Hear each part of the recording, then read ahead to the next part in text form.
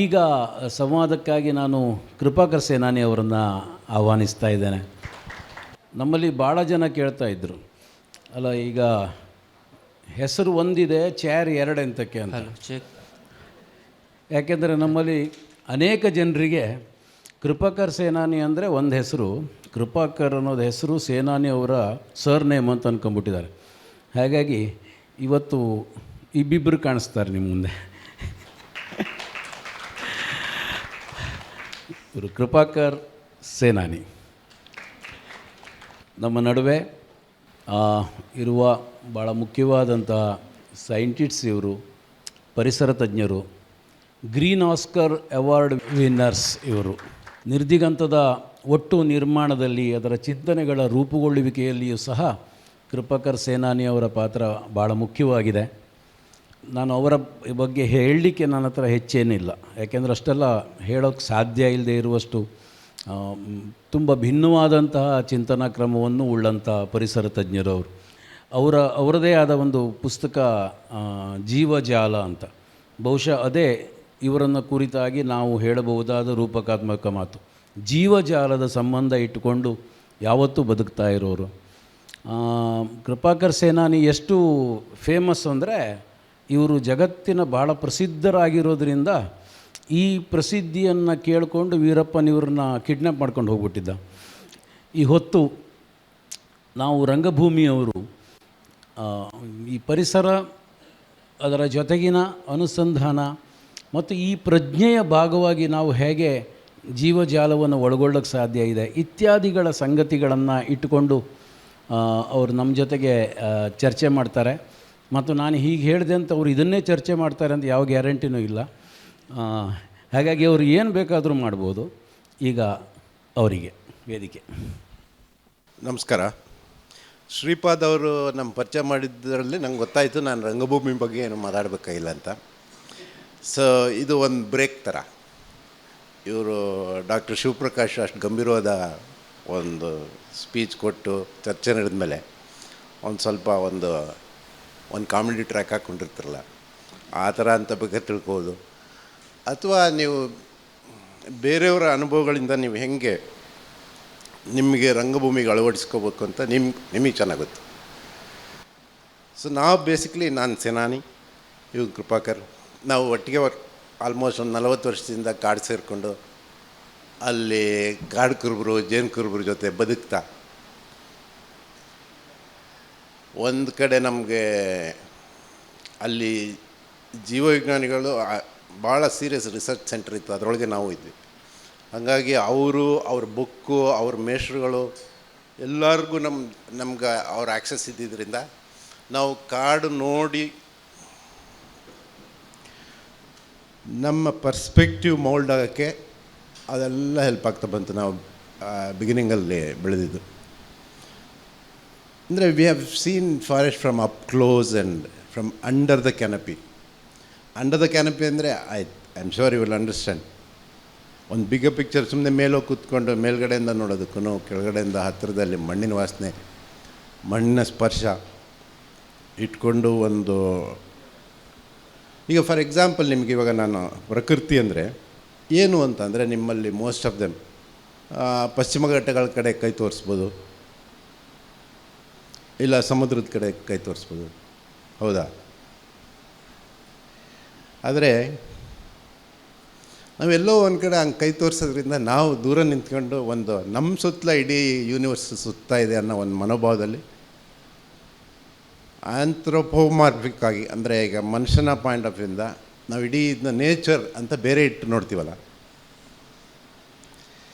ಅದು ನೀವು ಪ್ರಕೃತಿ ಜೊತೆ ನಿಮ್ಮದು ಒಡನಾಟ ಬೆಳೀತಾ ಹೋದಂಗೆ, ಆಮೇಲೆ ನಿಮಗೆ ಸೈಂಟಿಫಿಕ್ ನೀವು ಯಾವ ಪ್ಲ್ಯಾಟ್ಫಾರ್ಮಲ್ಲಿದ್ದೀರಾ ಅದು ಹಂಗೆ ಆ ಪ್ಲ್ಯಾಟ್ಫಾರ್ಮ್ ಮೇಲೆ ಹೋಗ್ತಾ ಹೋದಂಗೆ ನಿಮಗೆ ಹೊರೈಸನ್ಸ್ ಚೇಂಜ್ ಆಗ್ತಾ ಹೋದಂಗೆ ನಿಮಗೆ ಒಂದು ದಿವಸ ಮನದಟ್ಟಾಗುತ್ತೆ. ಅದು V are just part of the same nature. ಈಗ ಈ ಪ್ರಪಂಚದಲ್ಲಿ 80 ಲಕ್ಷ ಸ್ಪೀಸೀಸು ಬುಕ್ಕಿಗೆ ಬಂದಿದ್ದಾವೆ, ಇನ್ನೂ ಉಳಿದವು ಇದ್ದಾವೆ. ಆ ಇಡೀ 80 ಲಕ್ಷ ಸ್ಪೀಸಲ್ಲಿ ನಾವು ಒಂದು ಸ್ಪೀಸಿ ಮಾತ್ರ ಮನುಷ್ಯ. ಇದು ಒಟ್ಟಾರೆ ಕವಿಗಳು ಹೇಳಿದ್ದಾರೆ, ಫಿಲಾಸಫರ್ಸ್ ಹೇಳಿದ್ದಾರೆ, ಎಲ್ಲ ಹೇಳಿದ್ದಾರೆ. ಬಟ್ ಅವ್ರು ಯಾವ ಪರ್ಸ್ಪೆಕ್ಟಿವಲ್ಲಿ ಎಷ್ಟರ ಮಟ್ಟಿಗೆ ಹೇಳಿದ್ದಾರೆ, ಯಾವ ಚಿಂತನಾ ಕ್ರಮದಿಂದ ಅವ್ರಿಗೆ ಇದಕ್ಕೆ ಬಂದಿದ್ದಾರೆ ನಂಗೆ ಗೊತ್ತಿಲ್ಲ. ಆದರೆ ನಾನು ಹೇಳ್ತಾ ಇರೋದು ಸಂಪೂರ್ಣ ಸೈಂಟಿಫಿಕ್ಕಾಗಿ ವೈಜ್ಞಾನಿಕವಾಗಿ ವಿತ್ ಡಾಟಾ ವಿತ್ ಪ್ರೂಫ್. ನಾವು ಮನುಷ್ಯ ಒಂದು ಸ್ಪೀಸಿ ಮಾತ್ರ, just like any other species on this earth. ಬಹುಶಃ ಇದು ನಿಮಗೆ ಭಾಳ ಮಂದಟ್ಟಾದರೆ, ಇದು ಸುಲಭ ಅಲ್ಲ ಮಂದಟ್ಟಾಗೋಕ್ಕೆ, ಕಲ್ತ್ಕೋಬೋದು ಒಂದು ಲೈನ್ ಥರ. ಈಗ ಇವನು ಹೇಳೋಗಿದ್ದಾನೆ ಇರಬೇಕು, ನಿಜ ಇರಬೇಕು ಅಂತ. But to feel it to your heart, ನಿಮ್ಮ ಬೇರೆ ಬೇರೆ ಚಟುವಟಿಕೆಗಳಲ್ಲಿ ಅದು ನಿಮಗೆ ಒಳಗೆ ಬರಬೇಕಂದ್ರೆ, ಅದನ್ನ ಅರ್ಥ ಮಾಡ್ಕೋಬೇಕಂದ್ರೆ ಕಷ್ಟ ಇದೆ. ಬಟ್ ಡೆಫಿನೆಟಾಗಿ ನಿಮಗೆಲ್ಲೋ ಒಂದು ಕಡೆ ನಿಮ್ಮ ರಂಗಭೂಮಿಯ ಪ್ರಯೋಗಗಳ ಮೇಲೆ ಇದು ಪ್ರಭಾವ ಬೀರ್ಬೋದು ಅಂತ ನಾನು ಅನ್ಕೊಂಡಿದ್ದೀನಿ. Once we start thinking that we are just part of the same earth ecosystem are the earth working system, just like any other species. ನೀವು ಫ್ರಮ್ ದ ಮೈಕ್ರೋ ಆರ್ಗ್ಯಾನಿಸಮ್ಸು ಇಂದ ಹ್ಯೂಮನ್ ಬೀಯಿಂಗ್ ತೊಗೊಂಡ್ರೆ everything is connected in this ಪ್ರಪಂಚ. Again ಇದು cliché ಥರ ಎಲ್ಲ ಕಡೆ ಬರುತ್ತೆ, everything is connected ಅಂತ. ಆದರೆ ನಾನು ಎಲ್ಲಿ ಬೇಕಾದ್ರೆ ನಿಮಗೆ ಕನೆಕ್ಟ್ ಮಾಡಿ ಹೇಳಬಲ್ಲೆ. ಈಗ ಲಂಬೋರ್ಗಿನಿ ಕಾರ್ ಇರ್ಬೋದು, ನವಿಲಿನ ಬಾಲ ಇರ್ಬೋದು, ಸಮುದ್ರದ ಆಳ ಎಷ್ಟಿದೆ ಅಂತ ಇರ್ಬೋದು, ಅಥವಾ ಚಂದ್ರನಿಂದ ನಮ್ಮದು ಎಷ್ಟು ದೂರ ಇದೆ ಅಂತ ಇರ್ಬೋದು, ಅಥವಾ ನಮ್ಮ ಅಟ್ಮಾಸ್ಫಿಯರ್ ಇರ್ಬೋದು. Everything is connected, you name it.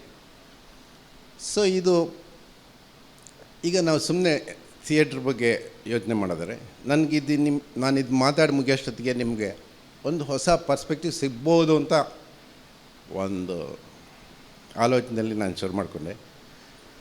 ಈಗ ನಿಮ್ಮದು ರಂಗಭೂಮಿ ಅಂದರೆ ಅದು ಒಂದು ಕಾನ್ವರ್ಸೇಷನ್ ಅಂತ ಹೇಳ್ಬೋದಾ, ಕಮ್ಯುನಿಕೇಷನ್ ಅಂತ ಹೇಳ್ಬೋದಾ, ಸ್ಟೋರಿ ಟೆಲ್ಲಿಂಗ್ ಅಂತ ಹೇಳ್ಬೋದಾ, ಅಥವಾ ಟ್ರಾನ್ಸ್ಫರಿಂಗ್ ಯುವರ್ ಫೀಲಿಂಗ್ಸ್ ಅಂತ ಹೇಳ್ಬೋದಾ? ಇದೆಲ್ಲದು ನಿಮಗೆ ಈಗ ಸ್ಟೋರಿ ಟೆಲ್ಲಿಂಗ್ ಅಂತ ತಗೊಂಡ್ರೆ, ನಮ್ಮ ಪ್ರಕಾರ earth is a greatest story teller. ಒಡಲೊಳಗೆ ಲಕ್ಷಾಂತರ ಕಥೆಗಳಿದ್ದಾವೆ. Most stories are more fascinating than fiction. But ನೀವು ಯಾವ ಪ್ಲ್ಯಾಟ್ಫಾರ್ಮಲ್ಲಿ ನಿಂತ್ಕೊಂಡು ನೋಡ್ತೀರಾ ಅಂತ. ಈಗ ಫಾರ್ ಎಕ್ಸಾಂಪಲ್, ಈಗ ಮನುಷ್ಯಂಗೆ ಸಂಬಂಧಪಟ್ಟಂಗೆ ಮನುಷ್ಯ ಒಂದು ಸ್ಪೀಸಿ ಅಂತ ಕನ್ಸಿಡರ್ ಮಾಡಿದ್ರೆ ಮನುಷ್ಯಂಗೆ ಸಂಬಂಧಪಟ್ಟಂಗೂ ಮಾತಾಡ್ಬೋದು ನಾವು. ಸಹರಾ ಮರುಭೂಮಿ ನಿಮಗೆ ಸಮುದ್ರ ಇದ್ದಂಗೆ ಇದೆ. ನೀವೊಂದು ಹೊಸ ಅಂದರೆ ಈಗ ಮೋಸ್ಟ್ ಮಾಡ್ರನ್ ಮರಳ ಮೇಲೆ ಹೋಗೋ ಕಾರ್ಲಿ ಹೈಯೆಸ್ಟ್ ಸ್ಪೀಡಲ್ಲಿ ಹೋದ್ರೂ ಒಂದು 7-8 ದಿವಸ ಆಗುತ್ತೆ ಒಂದು ಕಡೆಯಿಂದ ಒಂದು ಕಡೆ ಹೋಗಿ. ನಡ್ಕೊಂಡೋಗಿ ಕಳೆದೋಗಿ ತೀರೋದವರು ಲಕ್ಷಾಂತರ ಜನ. ಅದು ಕಾಡು ಮಧ್ಯದಲ್ಲಿ ಒಂದು ರಾಕ್ ಔಟ್ಕ್ರಾಪ್ ಇದೆ, ಅಂದರೆ ಬಂಡೆಗಳ ಸಾಲಿದೆ, ಅದರೊಳಗಡೆ ಗುಹೆಗಳೆಲ್ಲ ಇದೆ. ಸೊ ಈಗ ಒಬ್ಬ ಜಿಯಾಲಜಿಸ್ಟ್ ಹೋಗಿ ನೋಡಿದ್ರೆ, ಇದು ಹೆಂಗೆ ಇದು ಎರಪ್ಟ್ ಆಗಿರ್ಬೋದು, ವಾಲ್ಕನೋ ಎರಪ್ಷನ್ ಇರ್ಬೋದಾ, ಅದಿರ್ಬೋದಾ. ಇನ್ನೊಬ್ಬ ಯಾರೋ ನಮ್ಮ ಗ್ರಾನೈಟ್ ಕ್ವಾರಿ ಓನರ್ ಹೋಗಿ ನೋಡಿದ್ರೆ, ಇದು ಯಾವ ಥರ ಗ್ರಾನೈಟು, ಇದಕ್ಕೆ ಬೆಲೆ ಇದೆ ಅಂತ ನೋಡಿದ. ಇನ್ನೊಬ್ಬ ಇನ್ಯಾರು ಆಂಥ್ರಪಾಲಜಿಸ್ಟ್ ಹೋಗಿ ನೋಡಿದ್ರೆ ಅದರೊಳಗೆ ಏನಾದ್ರು ಬೇರೆ. ಸೊ ಒಳಗಡೆ ರಾಕ್ ಆರ್ಟ್ ಕಾಣುತ್ತೆ ಅವನಿಗೆ. ಆ ರಾಕ್ ಆರ್ಟ್ ಇದ್ದರೆ ಅದನ್ನ ಮತ್ತೆ ಇನ್ನೊಬ್ಬನ ಕರ್ಕೊಂಬಂದು ಕಾರ್ಬನ್ ಡೇಟಿಂಗ್ ಎಲ್ಲ ಮಾಡಿಸಿ ಇದು ಎಷ್ಟು ಏಜ್ ಆಗಿರ್ಬೋದು ಅಂತ. ಅದಕ್ಕೆ ಸುಮಾರು 12,000ದಿಂದ 4,000 BC, 12,000ದಿಂದ 4,000 ವರ್ಷಗಳ ಒಳಗೆ ಅವೆಲ್ಲ ರಾಕ್ ಆರ್ಟ್ ಬಂದಿದ್ದಾವೆ. ಸೊ ಈ ರಾಕ್ ಆರ್ಟ್ ಇನ್ನೊಬ್ಬ ಬಯಾಲಜಿಸ್ಟ್ ಹೋಗಿ ನೋಡಿದ್ರೆ ಏನಾಗುತ್ತೆ, ಅವನಿಗೆ ಅಲ್ಲಿ ಕಾಣೋ ಚಿತ್ರಗಳು ಭಾಳ ಆಶ್ಚರ್ಯ ಆಗುತ್ತೆ. ಯಾಕೆಂದರೆ ಅದರಲ್ಲಿ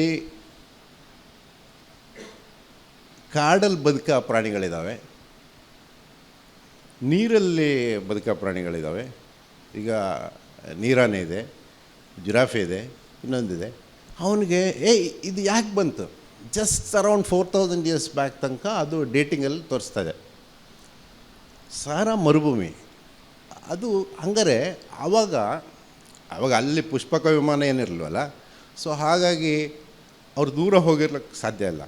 ಒಂದು 50 ಕಿಲೋಮೀಟ್ರು 100 ಕಿಲೋಮೀಟ್ರ್ ರೇಡಿಯಸ್ ಒಳಗಡೆ ಏನಾದ್ರು ಇದ್ದಿದ್ದು ಅಲ್ಲಿ ರಾಕ್ ಆರ್ಟಾಗಿ ಬಂದಿರುತ್ತೆ.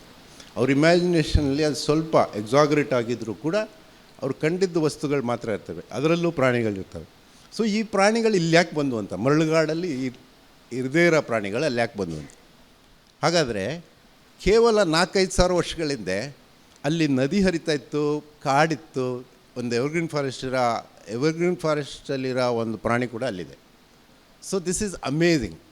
ಸೊ ಯಾರ್ಯಾರು ಹೆಂಗೆ ನೋಡ್ತಾರೆ ಹಂಗೆ ಕಾಣ್ತಾ ಹೋಗುತ್ತೆ. ಅದಷ್ಟೇ ಅಲ್ಲ, ಈಗ ಪ್ರಕೃತಿ ಈಗ ನಮ್ಮ ಬ್ಯಾಕ್ ಯಾರ್ಡೇ ಕೃಪಾ ಹೇಳ್ತೀಯಾ, ಈಗ ಸುಮ್ಮನೆ ನಮ್ಮ ಬ್ಯಾಕ್ ಯಾರ್ಡಲ್ಲಿ ನೀವು ಸೂಕ್ಷ್ಮವಾಗಿ ಅಬ್ಸರ್ವ್ ಮಾಡ್ತಾ ಹೋದರೆ, ಇವಾಗ ನಾವು ನೋಡಬೇಕಾಗಿರೋದು ಹೆಂಗೆ ನೋಡಬೇಕಾಗತ್ತೆ ಅಂದರೆ, ಒಂದು ಪ್ರಾಬ್ಲಮ್ ಅಂದರೆ ನೀವು ಟೈಮ್ ಲ್ಯಾಪ್ಸ್ ಥರ ನೋಡಬೇಕಾಗುತ್ತೆ.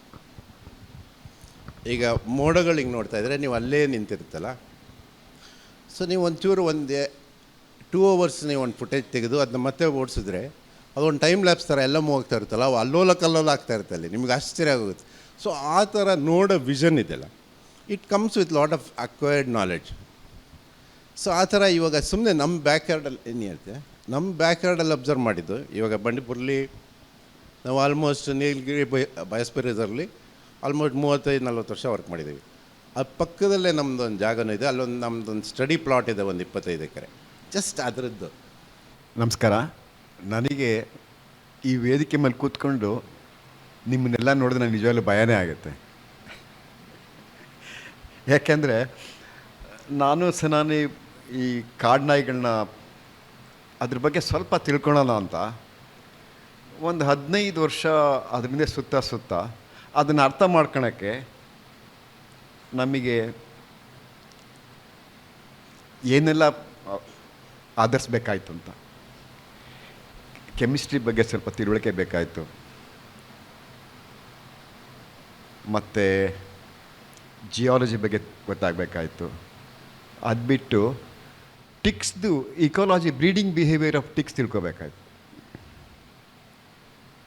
ಇದು ನಾವು ಹೋದಾಗ ಗೊತ್ತಿರಲಿಲ್ಲ, ಒಳಗಡೆ ಹೋದಾಗ.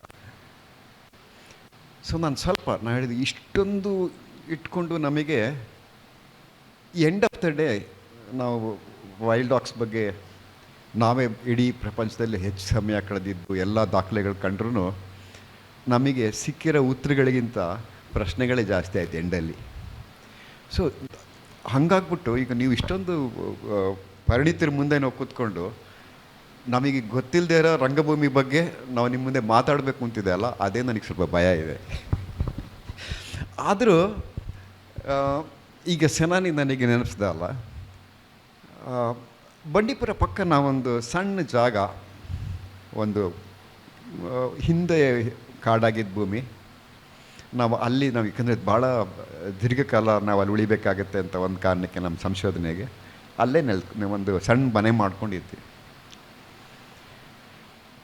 ಅದು ಹೆಂಗಿತ್ತಂದರೆ ಒಂದು ರೀತಿ ಬೆಂಗಾಡ್ತಾರೆ, ಯಾಕಂದರೆ ಅದು ಎಲ್ಲ ಕಡ್ದು ಏನೂ ಇದ್ದಿಲ್ಲ ಅಲ್ಲಿ ಕಂಪ್ಲೀಟ್.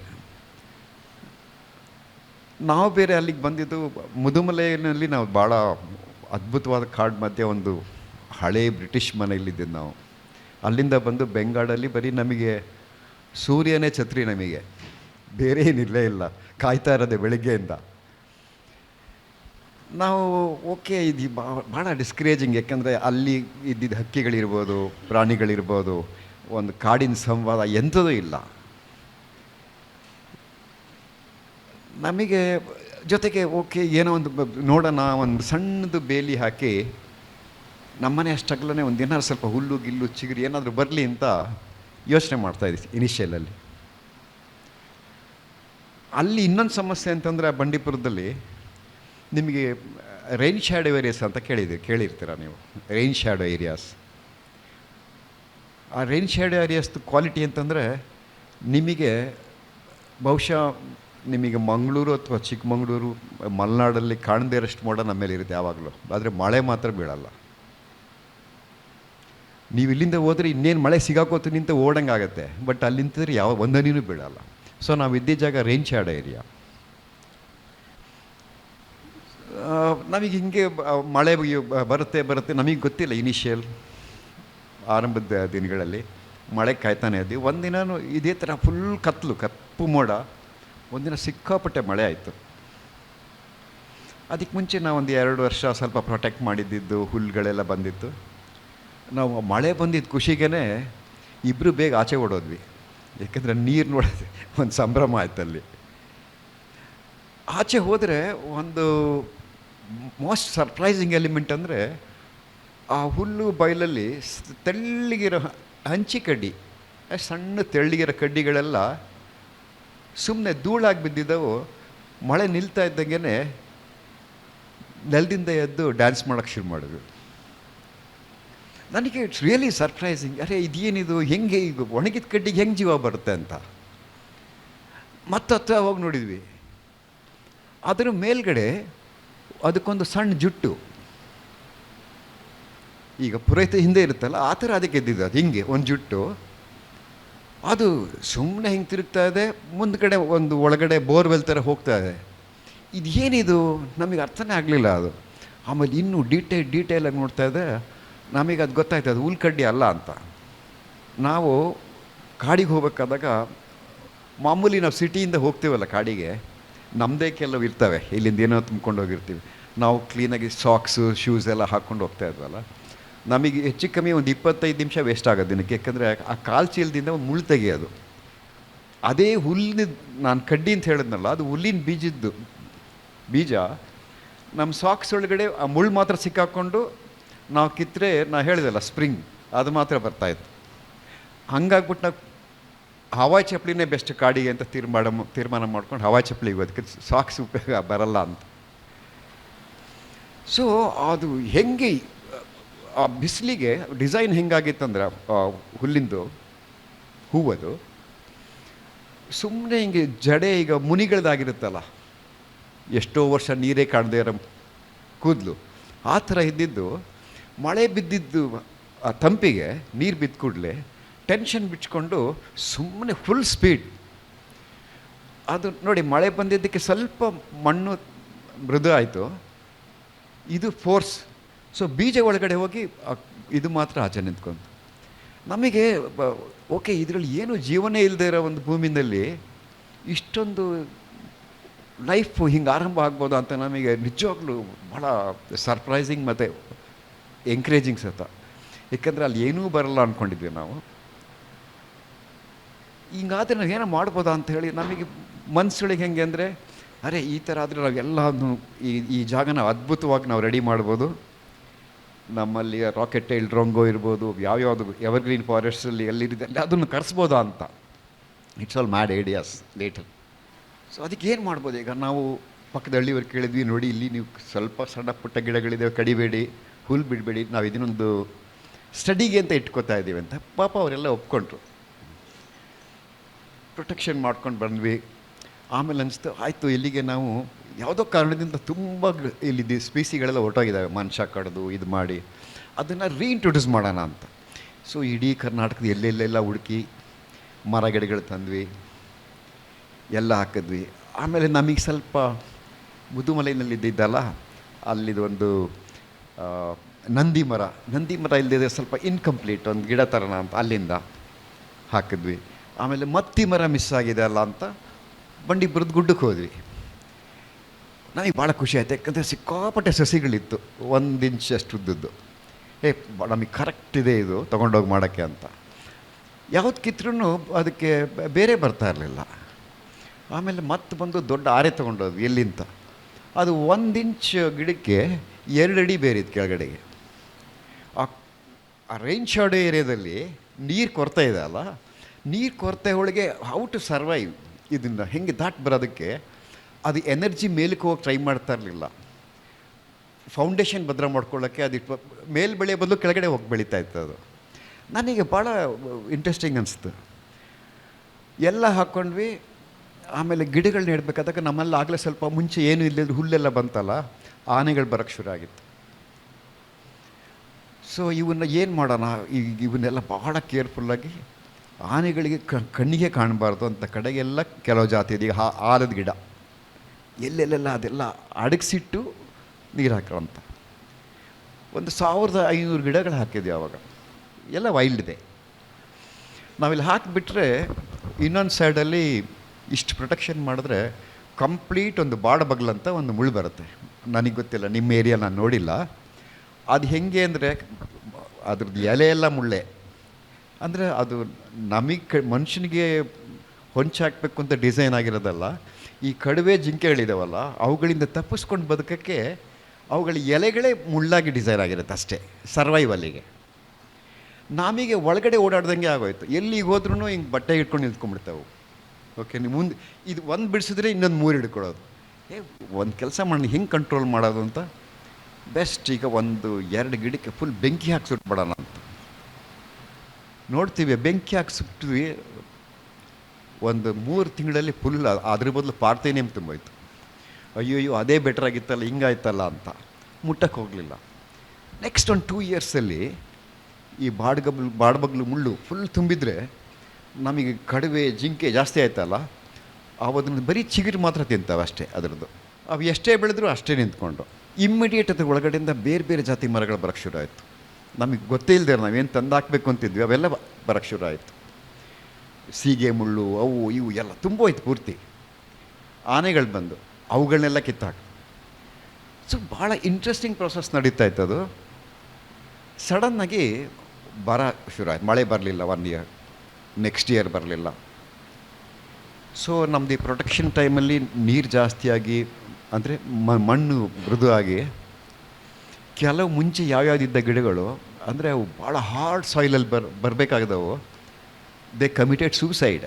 ಯಾಕಂದರೆ ಮಣ್ಣು ಸಾಫ್ಟ್ ಆಯ್ತಲ್ಲ, they never liked it totally. So ಖಾಲಿ ಮಾಡಿಬಿಟ್ಟು ಅವು ಅಲ್ಲಿಂದ. ನಂತರ ಬರ ಬಂತಲ್ಲ, ಅದು ನಿಮಗೆ ರೈನ್ ಶ್ಯಾಡೋ ಇರೋ ಬರ ಮಾತ್ರ ಭಾಳ ವಿಚಿತ್ರ ಇದೆ. ನಾವು ಎಲ್ಲ ಸುಮಾರು ಮರಗಳಾಯಿತು, ನಾವು ಇನ್ನೇನದು ಆಲ್ಮೋಸ್ಟ್ ಎವರ್ಗ್ರೀನ್ ಕಾಡೆ ಆಗ್ಬೋದು ಅಂದ್ಕೊಂಡಿದ್ವಲ್ಲ. ಬರ ಬಂತು, ಗಿಡಗಳಿಗೆ ಸೆಕೆಂಡ್ ಇಯರಿಗೆ ಭಾಳ ವೀಕ್ ಆಯಿತು. 3rd ಇಯರ್ ಅಷ್ಟೊತ್ತು ತುಂಬ ಸತ್ತೋಯ್ತು. ಒಂದಿನ ರಾತ್ರಿ ಮಲಗಿದ್ದೀವಿ, ಏನೋ ದೂರದಲ್ಲಿ, ಯಾಕಂದ್ರೆ ನಮ್ಮನೆಗೆ ಏನು ಸದ್ದು ಕೇಳಲ್ಲ, ಯಾವುದೋ ಈ ಸಾ ಮಿಲ್ಗಳ ಕೆಲಸ ನಡೀತಾ ಇದೆ, ದೂರದಲ್ಲಿ ಕೇಳ್ತಾಯಿತ್ತು. ಇದೇನಿದು ಈ ಥರ ಸೌಂಡ್ ಯಾವಾಗಲೂ ಕೇಳಿಲ್ಲ ಅಂತ ಹೋದ್ವಿ ಆಚೆಗೆ. ನೋಡಿದ್ರೆ ಎಲ್ಲ ಮರಗಳದಿಂದ ಒಂದು ವಿಭೂತಿ ಬೀಳ್ತಾ ಇದೆ, ಹಳದಿ ಬಣ್ಣದ್ದು. ಇಡೀ ಬಂಡೀಪುರದ ಮನೆ ಪೂರ್ತಿ ಡಸ್ಟು, ನಿಮಗೆ ಮಿಸ್ಟ್ ಇದ್ದಂಗೆ ಹೋಗೋಲಿ ಏರಿಯಾ. ಬೋರರ್ ಅಂತ ನೀವು ಬಹುಶಃ ಅಗ್ರಿಕಲ್ಚರ್ ಮಾಡೋರಿಗೆ ಗೊತ್ತಿರುತ್ತೆ, ಬೋರರ್ಸ್ ಅಂತ ಒಂದು ಕೀಟ. ಆ ಬೋರರ್ಸ್ಗಳು ಎಲ್ಲಿಂದ ಬಂತು ಗೊತ್ತಿಲ್ಲ. ಆ ಸತ್ತಿದ್ದು ವೀಕ್ ಇದ್ವಲ್ಲ ಮರಗಳು, ಎಲ್ಲದಕ್ಕೂ ನುಗ್ಗಿ ಕಂಪ್ಲೀಟ್ ಏನು ಇಲ್ದಂಗೆ ಮಾಡಿದ್ವು. ಅದಾದಮೇಲೆ ನೆಕ್ಸ್ಟ್ ಇಯರ್ ಒಂದು ಅದ್ಭುತವಾದ ಮಳೆ ಬಂತು, ಅದ್ಭುತವಾದ ಮಳೆ. ಇನ್ನೊಂದು ವಾರಕ್ಕೆ ಇನ್ನೊಂದು ಮಳೆ. ಆ ಮಳೆ ಎಂಥ ಫ್ಯಾಸಿನೇಟಿಂಗ್ ಮಳೆ ಇತ್ತಂದರೆ, ಹನಿ ಬೀಳ್ತಾ ಇದೆ ಅಲ್ಲ, ಹನಿಗಳ ಜೊತೆಗೆ ನೆಲದಲ್ಲಿ ನೀರು ನಿಲ್ಬೇಕಾದಾಗ ಹನಿಗಳ ಜೊತೆಗೇ ಸಣ್ಣದು ಮಿನಿಯೇಚರ್ ನಕ್ಷತ್ರಗಳು ಆಕಾಶದಿಂದ ಬಿದ್ದಂಗೆ, ಬೆಳ್ಳಿ ಥರ. ನಾವು ಅದನ್ನು ಲೈಫಲ್ಲಿ ಕೆಲವು ಸೀಕ್ವೆನ್ಸಸ್ ನೀವು 50-60 ಇಯರ್ಸ್ ಫುಲ್ ಟೈಮ್ ಇದ್ದರೆ ಬಹುಶಃ ಒಂದು ಸಲ ನೋಡೋಕ್ಕೆ ಸಿಗ್ಬೋದು. ಎಲ್ಲಿ ನೆಲ ನೋಡಿದ್ರೂ ಸುಮ್ಮನೆ ನಕ್ಷತ್ರಗಳು ನೆಲಕ್ಕೆ ಬಿದ್ದು ನಿಂಗೆ ಕುಣಿತಾ ಇದ್ದಾವೆ. Amazing site. ನಾನು ಹಿಡ್ಕೊಂಡು ನೋಡಿದೆ ಇದ್ಯಾವುದು ಅಂತ. ಇವನು ನೋಡಿದೆ, ಅರೆ ಇದು ಗೊತ್ತಲ್ಲ ಅಂತ. ನನಗೆ ಹಿಂದೆ ಜ್ಞಾಪಕ ಆಯಿತು, ನಾವು ನನ್ನ ಮನೇಲಿ, ಸೇನಾನಿ ಮನೇಲಿ ಸ್ವಲ್ಪ ಗಾರ್ಡನ್ ಇದೆ, ಗಾರ್ಡನಿಗೆ ಬೇಕಾಗಿದ್ದು ತೊಟ್ಟಿ ನೀರೆಲ್ಲ ಇದೆ ಅಲ್ಲ. ಮನೇಲಿ ಆ ತೊಟ್ಟಿ ಕ್ಲೀನ್ ಮಾಡಿದ್ವಿ, ಎಷ್ಟೇ ಕ್ಲೀನ್ ಮಾಡಿ ಇದಕ್ಕಿದ್ದಂಗೆ ಒಂದಿನ ಮಳೆ ಟೈಮಲ್ಲಿ ಈ ನಕ್ಷತ್ರಗಳು ಒಳಗಡೆ ಈಜ್ತಾ ಇರೋವು. ಇವು ಹೆಂಗೆ ಬರೋಕ್ಕೆ ಸಾಧ್ಯ ಅಂತ ನಮಗೆ ಸಣ್ಣ ಹುಡುಗರಿದ್ದಾಗ ಇದೊಂದು ಕ್ವಶನ್ನಾಗೇ ಉಳಿದಿತ್ತು. ಇಲ್ಲಿ ನೋಡಿದ್ರೆ ಮಳೇಲಿ ಬಂದು ಹೋಗ್ತೀವಿ, ಹೆಂಗೆ ಬಂದು ಏನು ಅರ್ಥನೇ ಆಗಲಿಲ್ಲ.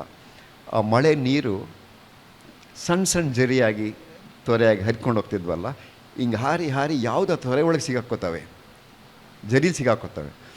ಅವು ಕೆರೆಗೋ ನದಿಗೋ ದಿಕ್ಕಿಗೆ ಹೋಗಿ ಅಲ್ಲಿಗೆ ತಲುಪಿದ್ವು. ನನಗೆ ಈ ಲೈಫ್ ಇದೆ ಅಲ್ಲ, ಟೈಮ್ ಲ್ಯಾಪ್ಸಲ್ಲಿ ನೋಡಿದಾಗ ಓವರಾಲ್ ಇಡೀ ನನ್ನ ಮನೇಲಾಗಿದ್ದ ಬದಲಾವಣೆನೇ ಟೈಮ್ ಲ್ಯಾಪ್ಸ್ ಅಂತಂದರೆ. ನಾನು ಹೇಳಿದಲ್ಲ, ಈಗ ನೀವು ಮೋಡ ನೀವು ಸುಮ್ಮನೆ ನೋಡಿದಾಗ ನಿಂತಿರಂಗೆ ಕಾಣುತ್ತೆ. ನೀವು ಜಸ್ಟ್ 1 hour ವೀಡಿಯೋ ಮಾಡಿಬಿಟ್ಟು ಅದನ್ನು ರೆಡ್ಯೂಸ್ ಮಾಡಿಬಿಟ್ರೆ ಓಡ್ತಾ ಇರುತ್ತೆ ಮೋಡಗಳು. ಸೊ ಆ ಟೈಮ್ ಲ್ಯಾಪ್ಸಲ್ಲಿ ಇದನ್ನು ನೋಡಿದಾಗ ನನಗಿದು ಒಂದು ನಾಟಕದ ಥರ ಕಾಣುತ್ತೆ. ವಿಜ್ಞಾನ ಆದ್ರೂ ಆಲ್ ಆ ಡ್ರಾಮಾ ಇದೆ ಅಲ್ಲ, ಅಷ್ಟು ಡ್ರಾಮಾದ್ರಲ್ಲೇ ಫೀಲ್ ಆಯ್ತು ನನಗೆ. ಸೊ ಈ ಥರ ಎಲಿಮೆಂಟ್ಸನ್ನು ನಾವು ಡ್ರಾಮಾಗೆ ಹೆಂಗೆ ತೊಗೋಬೋದು ಅಂತ. ನಮ್ಮ ಮಿತಿ ಮೀರೋದು ಬೇಡ. ಸೊ ಡ್ರಾಮಾಗೆ ಹೆಂಗಾರ ತಗೊಳ್ಳಿ ಅವರು. ಈಗ ಸೊ ಇದಕ್ಕೆ ಇಕಲಾಜಿಕಲ್ ಸಕ್ಸೆಷನ್ ಅಂತಾರೆ. ಒಂದು ಜಾಗ ಪ್ರಿಪೇರ್ ಆಗುತ್ತೆ, ಅದಕ್ಕೆ ಮಳೆ, ಅದಕ್ಕೆ ಎಷ್ಟು ಬಿಸಿಲು ಬೀಳುತ್ತೆ, ಅದು ಇಕ್ವಿಟೋರಿಯಲಿಂದ ಎಷ್ಟು ದೂರ ಇದೆ, ಪ್ರತಿಯೊಂದು ಕನೆಕ್ಟ್ ಆಗಿರುತ್ತೆ ಅಲ್ಲಿ ಬರೋ ವೆಜಿಟೇಷನ್ಗೆ. ಈಗ ಸುಮ್ಮನೆ ತೊಗೊಂಡೋಗಿ ಎಲ್ಲ ಕಡೆ ಇದು ಬೀಜದ ಉಂಡೆ ಎಲ್ಲ ಎಸಿತಾರಲ್ಲ, ಎಲ್ಲ ಅಬ್ಸಲ್ಯೂಟ್ ನಾನ್ಸೆನ್ಸ್. ಅವರು ಯಾವುದೋ ಒಂದು ಮರದ ಬಗ್ಗೆ, ಯಾವುದೋ ಒಂದು ಸ್ಪೀಸಿ ಬಗ್ಗೆ ಯೋಚನೆ ಮಾಡ್ತಾಯಿದ್ದಾರೆ. ನಾವೊಂದು ಇಡೀ ಇಕಾಲಜಿ ಬಗ್ಗೆ, ಒಂದು ಇಕೋಸಿಸ್ಟಮ್ ಬಗ್ಗೆ, ಒಂದು ಇಡೀ ಜೀವಸಂಕುಲ ಏನು ಹೇಳ್ಬೋದು ಇಕೋಸಿಸ್ಟಮ್ಗೆ, ಇಡೀ ಜೀವ ಪರಿಸರದ ಬಗ್ಗೆ ಯೋಚನೆ ಮಾಡಿದಾಗ ಆಯಿತು ನಿಮ್ಮದು ರೈತರ ಭೂಮಿಲಿ ಹಾಕ್ಕೊಳ್ಳಿ, ಬಟ್ ಇವರು ಎಲ್ಲ ಕಡೆನೂ ಪ್ರಯೋಗ ಮಾಡಬೇಕಂತಾರಲ್ಲ, ಅದಕ್ಕೆ ಅದರದ್ದೇ ಆದ ಒಂದು ಪರಿಸರ ಇರುತ್ತೆ, ಅದರದ್ದೇ ಒಂದು ಇಕೋಸಿಸ್ಟಮ್ ಇರುತ್ತೆ. ಸೊ ಇಕಲಾಜಿಕಲ್ ಸಕ್ಸೆಷನ್ಲಿ ಅವು ಫಾರ್ಮ್ ಆಗ್ತಾ ಹೋಗುತ್ತೆ. ಮನುಷ್ಯ ಕೂಡ ಬಂದಿರೋದು ನೀವು ಲಾಂಗ್ ಟರ್ಮಲ್ಲಿ ನೋಡಿದ್ರೆ, ಈಗ ಭೂಮಿಗೆ ಸುಮಾರು 450 ಕೋಟಿ ವರ್ಷಗಳಾಗಿರ್ಬೋದು ಅಂತಾರೆ. ಸೊ ಅದೊಂದು 350 ಕೋಟಿ ವರ್ಷಗಳಿಂದ ಮೊದಲನೇ ಮೈಕ್ರೋ ಆರ್ಗಾನಿಸಮ್ ಬಂದರೆ, ಮನುಷ್ಯ ಬಂದಿರೋದು ಇವಾಗ ಭೂಮಿ ಹುಟ್ಟಿ 1 ವರ್ಷ ಆಯಿತು ಅಂತ ತಿಳ್ಕೊಂಡು ಇವತ್ತು ಮಧ್ಯಾಹ್ನ 12 ಗಂಟೆಗೆ ನಾವು ಯೋಚನೆ ಮಾಡಿದರೆ, ಇವತ್ತಿಗೊಂದು ವರ್ಷ ಆದರೆ ಮನುಷ್ಯ ಇನ್ನೂ ಭೂಮಿ ಮೇಲೆ ಹುಟ್ಟೇ ಇಲ್ಲ, ಹೋಮೋಸೇಪಿಯನ್. ಸೊ ಈ ಥರದ ಪರಿಸ್ಥಿತಿಲಿ ನಾವು ಬರೋ ಅಷ್ಟೊತ್ತಿಗೆ ನಮಗೆ ಪ್ಲ್ಯಾಟ್ಫಾರ್ಮ್ ರೆಡಿ ಆಯಿತು. ನೀವಿದ್ದ ದೇವರು ಅನ್ನೋ ಕಾನ್ಸೆಪ್ಟನ್ನ ಬಿಟ್ಟು ಯೋಚನೆ ಮಾಡ್ಬೋದು. ದೇವರು ಅಂತಂದಂಗೆ ದೇವರು ಪ್ಲ್ಯಾಟ್ಫಾರ್ಮ್ ರೆಡಿ ಮಾಡಿಕೊಟ್ಟಿದ್ದ, ಮನುಷ್ಯ ಬಂದ ಅದ್ರ ಮೇಲೆ ಕೂತ್ಕೊಂಡ ಅಂತಾಗತ್ತಲ್ಲ, ಹಂಗಿರಲ್ಲ. So if you go beyond that, if you go into science and logic and so ಮನುಷ್ಯ ಬರೋ ಅಷ್ಟೊತ್ತಿಗೆ ಇಕಲಾಜಿಕಲ್ ಸಕ್ಸೆಷನ್ಲಿ ನಮ್ಮ ಭೂಮಿ, ಅದರ ವಾತಾವರಣ ಎಲ್ಲ ಒಂದು ಪರಿಸ್ಥಿತಿಗೆ ಬಂದಾಗ ಮನುಷ್ಯನ ಥರ ಒಂದು ಸ್ಪೀಸಿ ಹುಟ್ಟಿತು. ಈಗ ಮನುಷ್ಯನೇ ಅದನ್ನ ಇಫ್ ಯು ಕಮಿಟ್ ಸೂಸೈಡ್, ಭೂಮಿಗೇನೂ ಆಗಲ್ಲ. ಇದರಲ್ಲಿ ನೀವು ಎಷ್ಟೇ ಡಿಸ್ಟ್ರಾಯ್ ಮಾಡಿದ್ರೂ ಒಂದು ಅರ್ಧ ಜೀವಿಗಳು ಉಳ್ಕೋತವೆ, ಮತ್ತೆ ಭೂಮಿ ಮುಂದುವರಿತು. So we are just part of it like any other species. ಈಗ ಇದರಲ್ಲಿ ಡ್ರಾಮಾ ಯಾವ ಲೆವೆಲ್ಗೆ ಇರುತ್ತೆ ಅಂದರೆ, ಇವನು ಬ್ಯಾಕ್ಯಾರ್ಡ್ ಹೇಳ್ದಲ್ಲ, ಈಗ ಬರ್ಡ್ ಮೈಗ್ರೇಷನ್ ಬಗ್ಗೆ ನೀವೆಲ್ಲ ಕೇಳಿರ್ತೀರಲ್ಲ. ಈಗ ಚಳಿಗಾಲದಲ್ಲಿ ಒಂದು ಕಡೆಯಿಂದ ಇನ್ನೊಂದು ಕಡೆ ಹೋಗ್ತವೆ, ಮತ್ತು ಬೇಸಿಗೆಗೆ ಇನ್ನೊಂದು ಕಡೆ ಬಂದು ಬ್ರೀಡಿಂಗ್ ಬರ್ತವೆ, ಕೇಳಿದಾರಲ್ಲ ಎಲ್ಲ. ಸೊ ಇವಾಗ ಕೆಲವು ಹಕ್ಕಿಗಳು ಒಂದು ಪೋಲಿಂದ ಇನ್ನೊಂದು ಪೋಲ್ಗೆ ಹೋಗ್ತವೆ. ಯಾಕೆ ಅಂತ it doesn't make any sense. ಅವು ಫುಡ್ ಹುಡ್ಕೊಂಡು ಹೋಗ್ಬೇಕು, ಇಲ್ಲ ವೆದರ್ ಕಂಡೀಷನ್ ಚೇಂಜ್ ಆದಾಗ ಹೋಗ್ಬೇಕು, ಏನೋ ಒಂದಿರ್ತಲ್ಲ. ಸೊ ಇದೇನಾಗುತ್ತೆ, ಹಾಗಾದರೆ ಏನಾಗ್ತಿರ್ಬೋದು ಅಂತ ಇವಾಗ ಡಾರ್ವಿನ್ ಈಗ ತಲೆ ಕೆಟ್ಟೋಯ್ತು ಕೆಲವು ವಿಷಯಗಳು. ಅದೇ ಟೈಮಲ್ಲಿ ಒಂದು ಪ್ಯಾರಲ್ ಥಾಟ್ ಪ್ರೊಸೆಸ್ಸು ಇಲ್ಲಿ ಇಂಡೋನೇಷ್ಯಾ ಹತ್ರ ಒಬ್ಬ ವ್ಯಾಲಸ್ ಅಂತ ಕೆಲಸ ಮಾಡ್ತಿದ್ದವನಿಗೆ ಹೊಳಿತು. ಅವನು ಡಾರ್ವಿನಿಗೆ ಬರೀತಾನೆ, ಬಹುಶಃ ನಮ್ಮದು ಇಡೀ ಭೂಮಿ ಒಂದು ಒಳಗಡೆ ಖಂಡಾಂತರಗೊಳ್ತಾ ಇದ್ದಾವೆ ಅಂತ, ಮೂವ್ ಆಗ್ತಾ ಇದ್ದಾವೆ ಅಂತ. ಅದನ್ನ ಹೆಂಗೆ ಇಮ್ಯಾಜಿನ್ ಮಾಡ್ಕೊಳಕ್ಕೆ ಸಾಧ್ಯ? ನೀವು ಟೈಮ್ ಲ್ಯಾಬ್ಸ್ ಅಂದರೆ ಇದು ಲಕ್ಷಾಂತರ ವರ್ಷಗಳ ಟೈಮ್ ಲ್ಯಾಬ್ಸ್ ಇಡಬೇಕು ಇದು ಅರ್ಥ ಮಾಡ್ಕೊಳಕ್ಕೆ. ಕೆಳಗಡೆ ಇದು ಪ್ಲೇಟ್ ಟೆಕ್ಟಾನಿಕ್ ಮೂಮೆಂಟಲ್ಲಿ ಇಡೀ ಖಂಡಗಳೇ ಮೂವ್ ಆಗ್ತಾಯಿದ್ದಾವೆ ಅಂತ. ಸೊ ಬರ್ಡ್ ಮೈಗ್ರೇಷನ್ಗೂ ಅದಕ್ಕೂ ನೇರವಾದ ಸಂಬಂಧ ಇರ್ಬೋದು. ಸೊ ಮೊದಲು ಆ ಹಕ್ಕಿ ಬರೀ ಇಲ್ಲಿಂದ ಮೈಸೂರಿಗೆ ಹೋಗಿರ್ಬೋದು, ನಿಮ್ಮ ಜೋರು ಮಳೆಗಾಲ ತಡಿಲಾರದೆ, ವೆಸ್ಟರ್ನ್ ಘಾಟ್ ಮಳೆಗಾಲನೂ ತಡಿಲಾರದೆ ಅದು ಮೈಸೂರಿಗೆ ಹೋಗಿರ್ಬೋದು. ಅದೇ ಮೈಸೂರೇ ಈಗ ಅಮೆರಿಕಾಗೆ ಶಿಫ್ಟ್ ಆಗಿಬಿಟ್ಟಿದ್ರೆ over a period, can you imagine this? This is more drama for me than any other drama we can create. So ಇಡೀ ಭೂಮಿ ಈಗ ನಾವು ಕೂತ್ಕೊಂಡಾಗ ಭಾಳ ಸ್ಟೇಬಲ್ ಆಗಿದ್ದೀವಿ ಅಂತ ಅಂದ್ಕೊಂಡಿರ್ತೀವಲ್ಲ, ಇದ್ರೊಳಗಡೆ ಟೆಕ್ಟಾನಿಕ್ ಮೂವ್ಮೆಂಟ್ ನಡೀತಾ ಇರುತ್ತೆ. ಅದು ಬಿಟ್ಟು ಭೂಮಿ ಸುತ್ತಾ ಇರುತ್ತೆ ಸಾವಿರಾರು ಕಿಲೋಮೀಟ್ರ್ ಸ್ಪೀಡಲ್ಲಿ. ಅದು ಬಿಟ್ಟು ಭೂಮಿ ಇಡೀ ಸೂರ್ಯನ ಸುತ್ತಲಾ ಇರುತ್ತೆ ಇನ್ನೊಂದಷ್ಟು 1000 ಕಿಲೋಮೀಟ್ರ್ ಸ್ಪೀಡಲ್ಲಿ. ಅದು ಬಿಟ್ಟು ಇಡೀ ಯೂನಿವರ್ಸೇ will be on the move. So movement, the whole thing is moving ಅಲ್ಲ. ಇದು ಸುಮ್ಮನೆ ಒಂದು thought process. It might help you somewhere when you are creating a drama. When you are creating drama is the right word, not ಇದು. So ಈಗ migration ಹಿಂಗೆ ಆಗ್ತಾಯಿದ್ದೆ. ಸುಮ್ಮನೆ ನಂಗೆ ಮೈಗ್ರೇಷನ್ ಅಂದಾಗ ಇನ್ನೊಂದು ಜ್ಞಾಪಕ ಬಂತು. ನೀವು ಯಾವ ಪ್ಲಾಟ್ಫಾರ್ಮಲ್ಲಿದ್ದರೆ ಏನು ರೀಡ್ ಮಾಡ್ತೀರಾ ಅಂತ. ಈಗ ಒಂದು ರೆಡ್ ನಾಟ್ ಹಕ್ಕಿ ಅವು ಲಕ್ಷಾಂತರ ಸಂಖ್ಯೆಯಲ್ಲಿದ್ದು ಭಾಳ ಹಿಂದಿಂದ ರೆಕಾರ್ಡ್ ಆಗಿದೆ. ಅವು ಹಿಂಗೆ ಹೋದರೆ ಹೆಚ್ಚು ಕಡಿಮೆ ಸೂರ್ಯ ಅಡ್ಡ ಬಂದರೆ ಒಂದು ಸುಮಾರು ನಿಮಿಷಗಳು ಹಿಂಗೆ ಕತ್ಲಾಗ್ಬಿಡೋದು ಅಂತ. ಅಷ್ಟೊಂದು ಹಕ್ಕಿಗಳು ಮೈಗ್ರೇಟ್ ಆಗ್ತಾಯಿದ್ವು ಸೌತ್ ಅಮೇರಿಕನ್ ಟಿಪ್ಪಿಂದ ಅಲಾಸ್ಕಾ ಕಡೆಗೆ.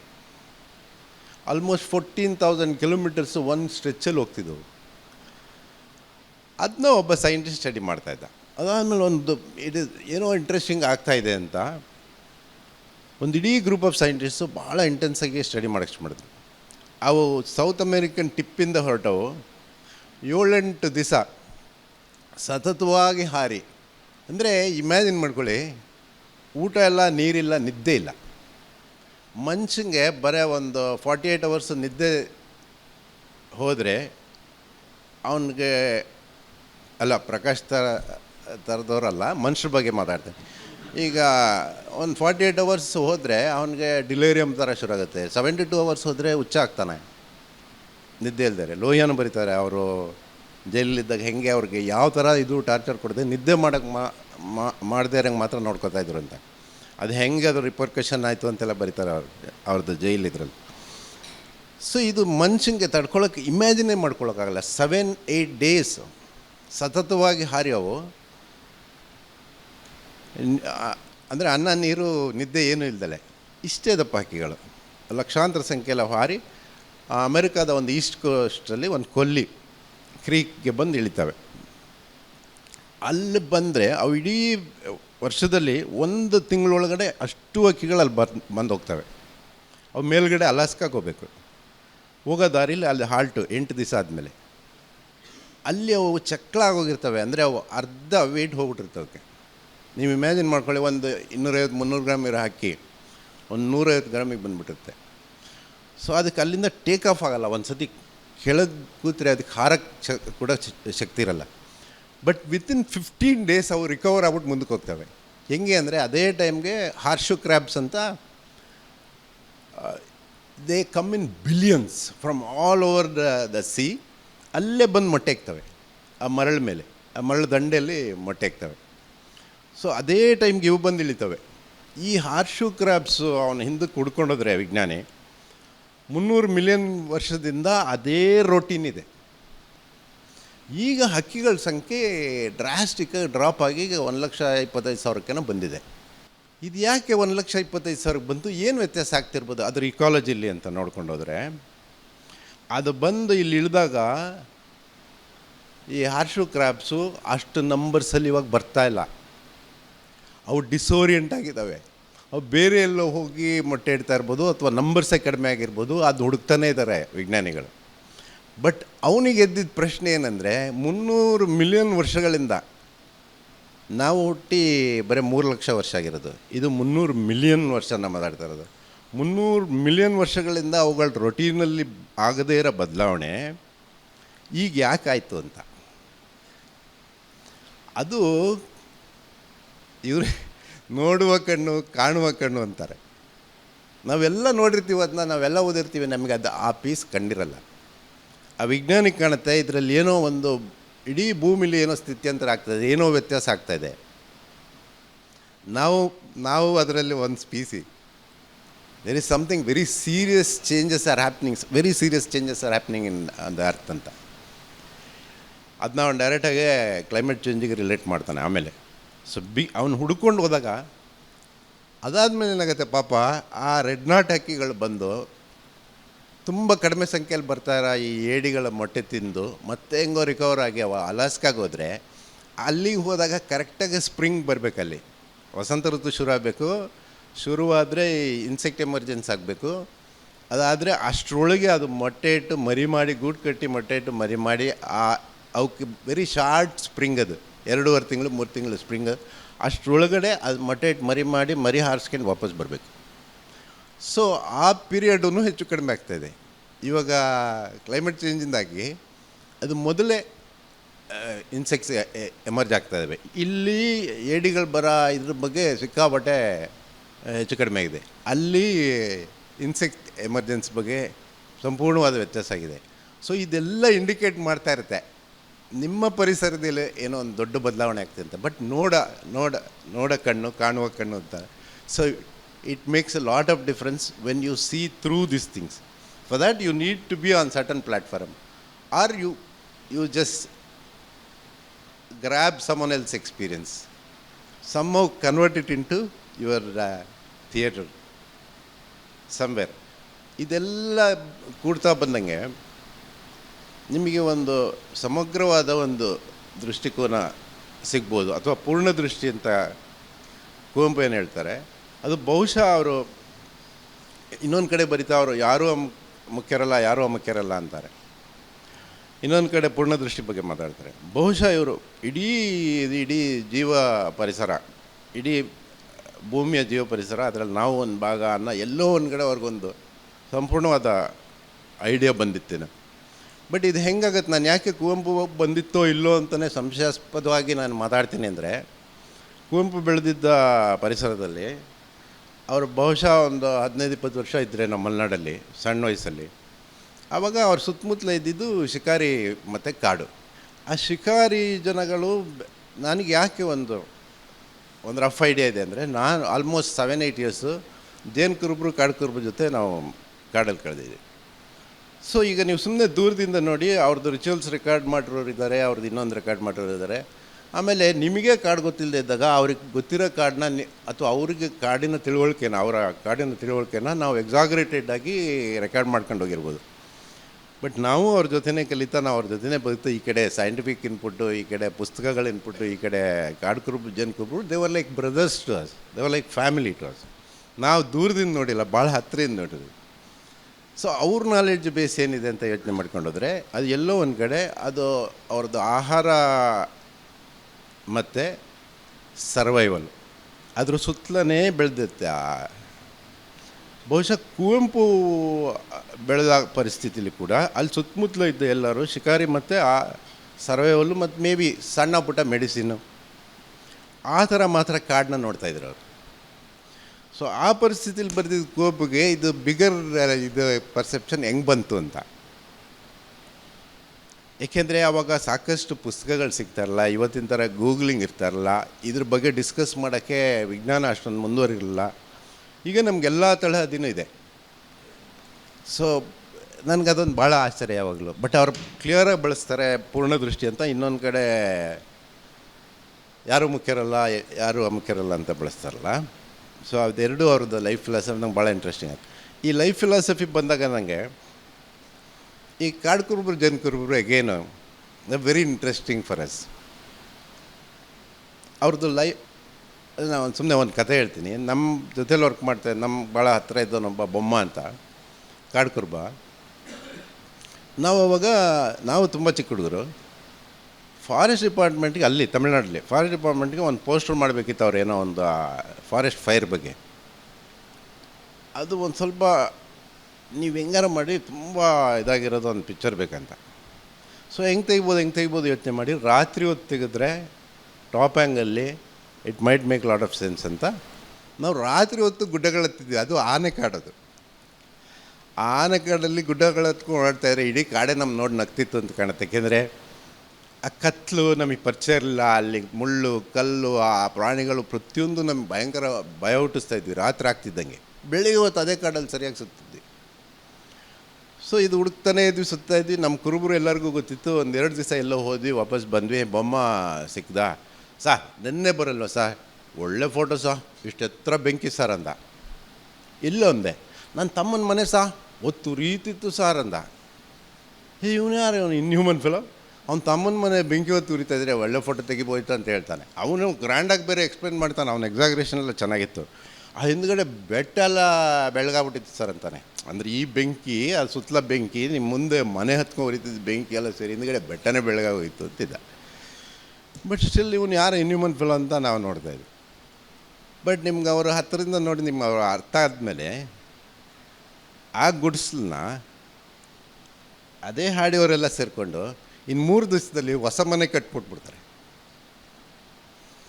ಸೊ ಅವ್ರಿಗೆ ಅದು ದೊಡ್ಡ ವಿಷಯನೇ ಅಲ್ಲ.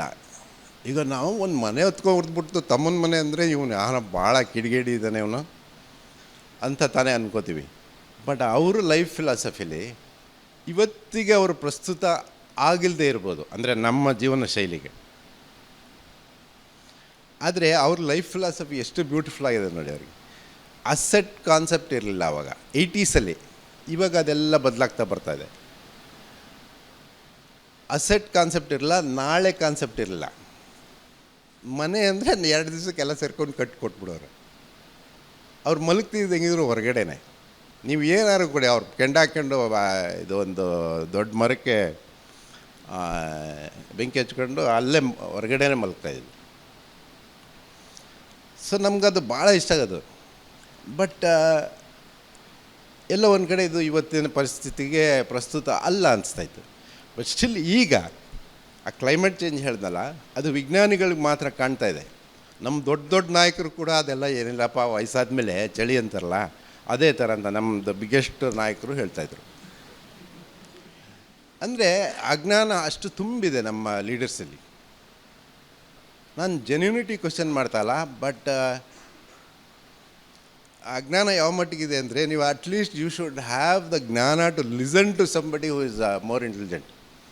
ಅದು ಯಾವಾಗ ಬರುತ್ತೆ ಅಂದರೆ, ನೀವು ಒಂದು ವಿಷಯದಲ್ಲಿ ತಜ್ಞರಾಗಿದ್ದರೆ ಇನ್ನೊಂದು ವಿಷಯದಲ್ಲಿ ತಜ್ಞರಾಗಿರೋರ ಬಗ್ಗೆ ನಿಮಗೆ ರೆಸ್ಪೆಕ್ಟ್ ಬರುತ್ತೆ.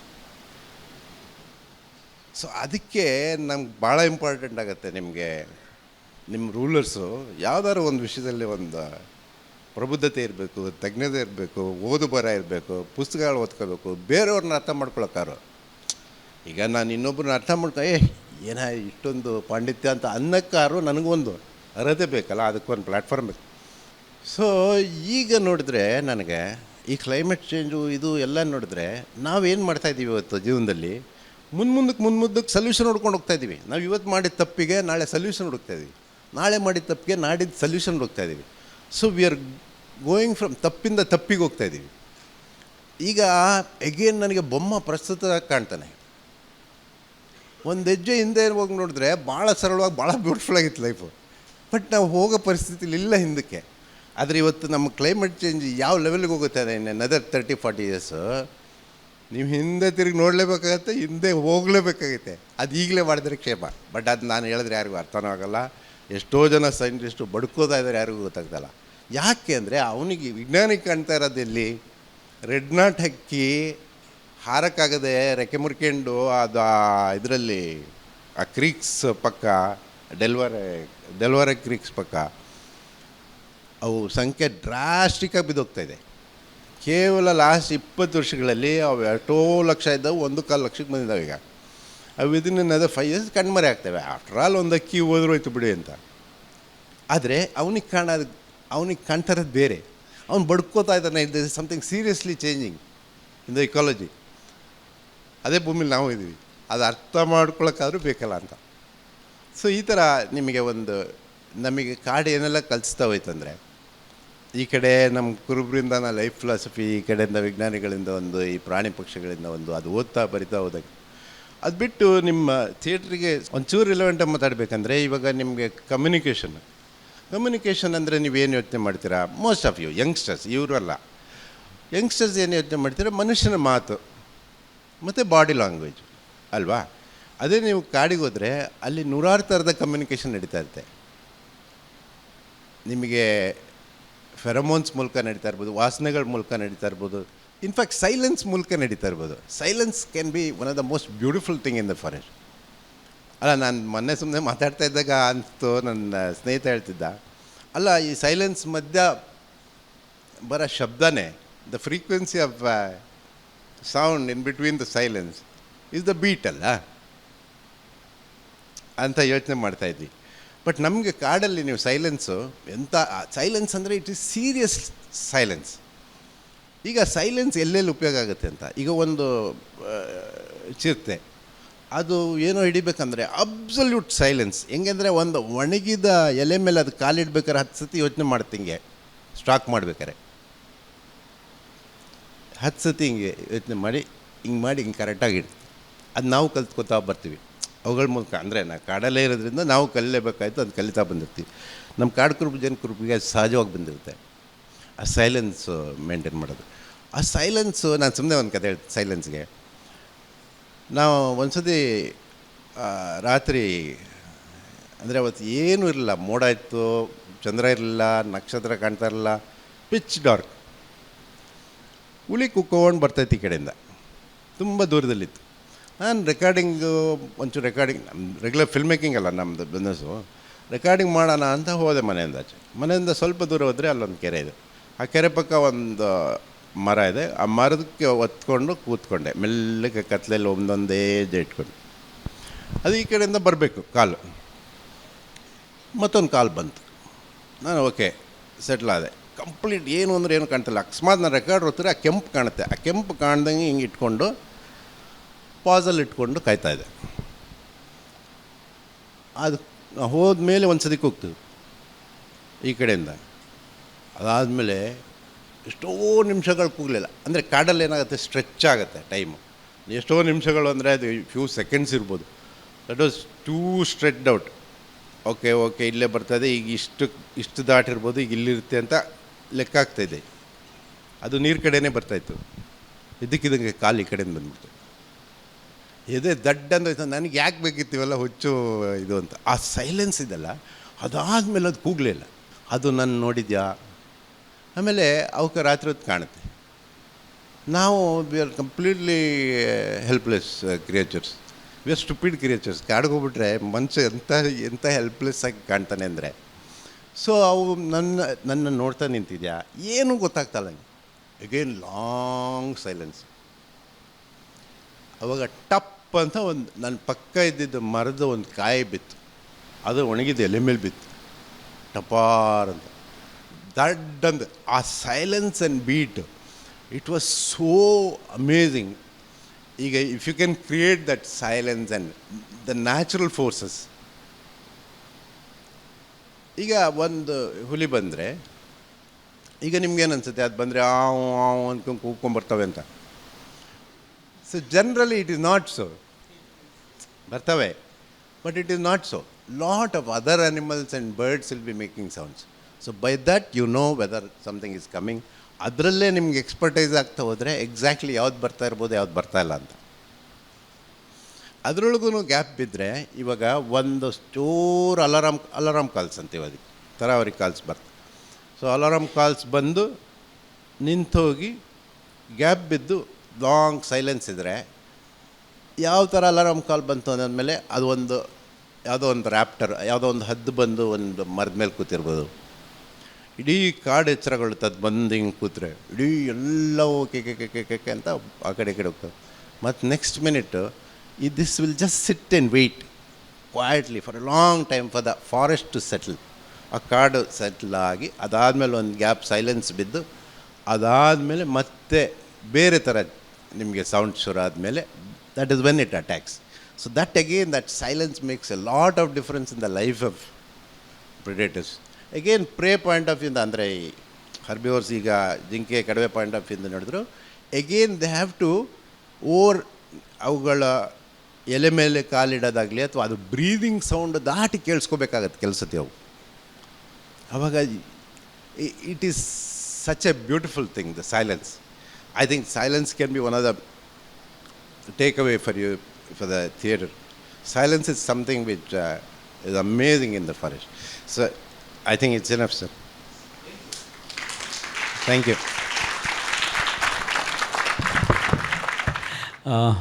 ಪ್ರಕಾಶ್ ಸರ್, ದಯವಿಟ್ಟು ನಮ್ಮ ನೆನಪಿನ ಕಾಣಿಕೆಯನ್ನು ಕೊಡಬೇಕು. ನಾವು ಥಿಯೇಟ್ರ್ನವರು ಒಟ್ಟಿಗೆ ಇರೋದು, ಸಮೂಹವಾಗಿ ಬದುಕೋದು, ಇದ್ರ ಬಗ್ಗೆ ಎಲ್ಲ ಮತ್ತೆ ಮಾತಾಡ್ತಿರ್ತೇವೆ. ಭಾಳ ಇಂಟ್ರೆಸ್ಟಿಂಗ್ ಅಂತಂದರೆ, ಅವರು 40 ವರ್ಷದಿಂದ ಒಟ್ಟಿಗಿದ್ದಾರೆ ಒಂದೇ ಹೆಸರಾಗಿ. ನಮ್ಮಲ್ಲಿ ಅರ್ಚನಾ ಅನ್ನೋ ಹುಡುಗಿ ಭಾಳ ಸಲಿಗೆಯಿಂದ ಒಂದು ಸರಿ ಕೇಳಿದ್ದು, ಸರ್ ನೀವು ಯಾವತ್ತೂ ಜಗಳನೇ ಮಾಡಲಿಲ್ವಾ ಅಂತ. ಅದಕ್ಕೆ ಭಾಳ ಅದ್ಭುತವಾದ ಆನ್ಸರ್ ಇತ್ತು ಅವ್ರದ್ದು. ವಿಚಾರ ಮಾಡಿ, ನಮಗೆ ಜಗಳ ಮಾಡಲಿಕ್ಕೆ ಟೈಮೇ ಸಿಗಲಿಲ್ವಲ್ಲ ಅಂತ. ಅರ್ಚನಾ ಇನ್ನೊಂದು ಪ್ರಶ್ನೆ ಕೇಳಿದ್ಲು, ಈಗ ನನಗೆ ಜ್ಞಾಪಕ ಆಯಿತು. ಅವರು ಒಂದು ಪಪೆಟ್ ಶೋ ಮಾಡ್ತಾಯಿದ್ರು. ಅದರಲ್ಲಿ ಅವರು ಮಾನವ ಮತ್ತು ಮರದ ಸಂಬಂಧದ ಬಗ್ಗೆ ತುಂಬ ಯೋಚನೆ ಮಾಡಿ ಡಿಸ್ಕಸ್ ಮಾಡಿದ್ದಾರೆ. ನಾನು ಸಿಕ್ಕಿದ್ನಲ್ಲ, ಅವಳಿಗೆ ಸ್ವಲ್ಪ ಕಿಟ್ಲೆ ಮಾಡೋಣ ಅಂತ ಒಂದು ಸ್ವಲ್ಪ ಮಾನವ ಮತ್ತು ಮನುಷ್ಯನ ಸಂಬಂಧದ ಬಗ್ಗೆ ಮಾತಾಡಿ ಅಂತ. ಅವತ್ತು ಆಲೇ ಅವ್ರಿಗೇನೋ ಮಾತಾಡಿದ್ದೆ, ಸುಮಾರು ಹೊತ್ತು ನಾವು ಹೋಗಬೇಕಿತ್ತು, ನಾನು ಮತ್ತೆ ಮಾತಾಡ್ತೀನಿ ಅಂತ. ಆಮೇಲೆ ನಾನೇ ಯೋಚನೆ ಮಾಡ್ತಾಯಿದ್ದೆ. It's so beautiful actually. ಅವಳ ಪ್ರಶ್ನೆ ಇದೆಯಲ್ಲ, ಸೊ ರೈಸಿಂಗ್ ಕ್ವೆಶ್ಚನ್.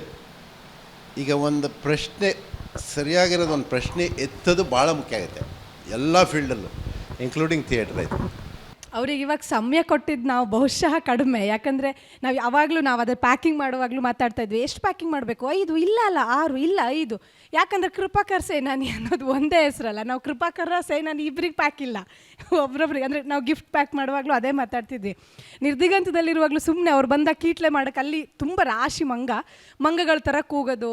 ಆಮೇಲೆ ನವಿಲ್ ಥರ, ಆ ನವಿಲ್ಗೊಂದು ಒಳ್ಳೊಳ್ಳೆ ಕತೆ ಹೇಳ್ತಾರೆ. ಆಮೇಲೆ ಹಕ್ಕಿಗಳು ಕೂಗ್ತಾ ಇದ್ರೆ, ನೋಡಿ ಈ ಹಕ್ಕಿ ಕೂಗ್ತಾ ಇದೆ, ಅದು ಯಾವುದೋ ಹೆಣ್ಣಕ್ಕಿನ ಕರಿತಾ ಇದೆ ಅಥವಾ ಗಂಡು ಹಕ್ಕಿನ ಎಲ್ಲ ನಾವು ಸುಮ್ಮನೆ ಅವ್ರನ್ನ ಕೀಟ್ಲೆ ಮಾಡಿದ್ರು ಅದರಲ್ಲಿ ಒಂದು ಕತೆ ಇರುತ್ತೆ. ಆಮೇಲೆ ನೀವು ಮಂಗನ ಥರ ಕೂಗಿದ್ರಲ್ಲ ಬನ್ನಿ ಒಂದು ಕತೆ ಇದೆ ಮಂಗಂದು ಅಂತ ಶುರು ಮಾಡ್ತಾರೆ. ಅವ್ರು ಬಂದರೆ ನಮಗೊಂದು ಖುಷಿ. ಅವತ್ತು ಸ್ಪೆಷಲ್ ಕ್ಲಾಸ್ ಅಲ್ಲ, ನಾವು ಸುಮ್ಮನೆ ಕೂಗಿದ್ರೆ ಸಾಕು, ಬನ್ನಿ ಇದರಲ್ಲಿ ಒಂದು ಕತೆ ಇದೆ ಅಂತ ಶುರು ಮಾಡ್ತಾರೆ. ಹಾಗಾಗಿ ನಿಮಗೆಲ್ಲ ಖಂಡಿತವಾಗ್ಲೂ ಲಾಸ್ ಆಗಿದೆ, ಯಾಕಂದರೆ 1 hour ಸಾಲಲ್ಲ ಅವ್ರ ಹತ್ರ ಮಾತಾಡೋಕ್ಕೆ. Thank you.